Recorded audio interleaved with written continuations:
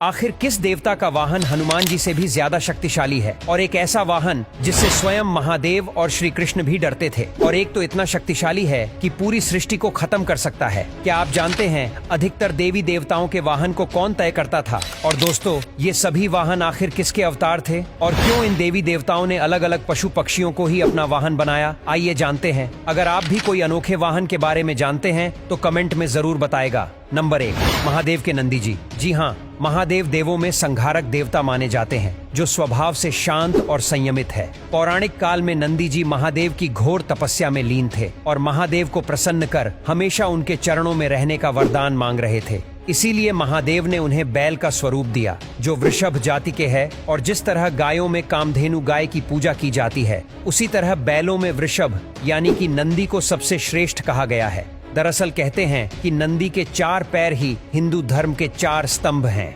यानी क्षमा, दया, दान और तप। और अगर उनकी शक्ति की बात की जाए तो जब भी नंदी जी को क्रोध आता है तो स्वयं वह शक्ति से शक्तिशाली देवताओं से भिड़ जाते हैं। उसने अपने काल में बहुत सारे देवी देवताओं से युद्ध किया, जहां उन्होंने स्वयं हनुमान जी से भी युद्ध किया था। नंबर 2, भगवान विष्णु का गरुड़। भगवान विष्णु के वाहन गरुड़ वास्तव में प्रजापति कश्यप के पुत्र थे, जिन्होंने नारायण की कठोर तपस्या करके उनका वाहन बनने का वरदान मांगा। भगवत गीता के अनुसार जिस तरह नारायण सर्व शक्तियों से संपन्न हैं और उनका वाहन स्वयं गरुड़ जी भी सभी देवी शक्तियां के ज्ञाता माने जाते हैं, जो कि नाग के शत्रु भी हैं, वही गरुड़ स्वयं विश्व की बुराइयों को खत्म करने वाले माने जाते हैं। इसके अलावा जिस तरह नारायण सभी जीवों पर अपनी दया दृष्टि बना के रखते हैं, उसी प्रकार गरुड़ भी इस सभी पशु पक्षियों को ऊंचे आकाश में उड़ते हुए जमीन पर सभी जीवों को और पशु पक्षियों पर नजर रखते हैं और उन पर अपनी कृपा बनाए रखते हैं। और हमेशा तेज दृष्टि का होने के कारण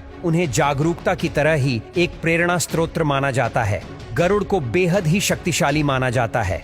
कहते हैं कि उनके उड़ने की रफ्तार बेहद ही तेज है। सिर्फ यही नहीं, अलग अलग धार्मिक ग्रंथों में उनका वर्णन मिलता है। जब श्री राम लक्ष्मण पर स्वयं मेघनाथ ने नाग पास चलाया था, तब उसकी काट किसी के पास भी मौजूद नहीं थी, क्योंकि वह स्वयं नागों से घिरा हुआ एक भयानक अस्त्र था। लेकिन कहते हैं उस अस्त्र से छुटकारा दिलाने स्वयं गरुड़ जी आए थे। नंबर 3, माँ दुर्गा का सबसे शक्तिशाली शेर। एक बार जब महादेव ने मजाक में माता पार्वती को काली कह दिया, तो माता पार्वती को यह बात चुभ गई और उन्होंने गोरा होने के लिए तपस्या करने की ठानी।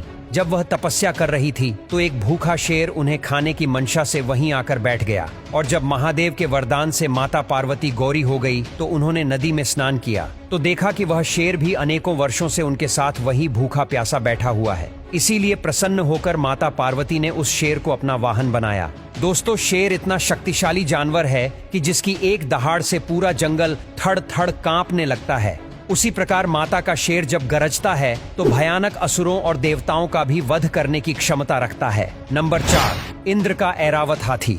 इंद्र को ऐरावत हाथी समुद्र मंथन के दौरान मिला था। ऐरावत हाथी 4 दांतों वाला हाथी है, जो धर्म, अर्थ, काम और मोक्ष के बारे में बताता है। ये तेज बुद्धि और समझदारी का प्रतीक माना जाता है। हाथी की शक्ति की बात की जाए तो ये बेहद ही शक्तिशाली माना जाता है। कहते हैं 10,000 हाथियों का बल स्वयं इंद्र के ऐरावत हाथी के अंदर मौजूद है। इसीलिए जब भी रावण ने आक्रमण करने की सोची तो उसने उनके कई सारे सैनिकों का अकेले ही सफाया कर दिया था।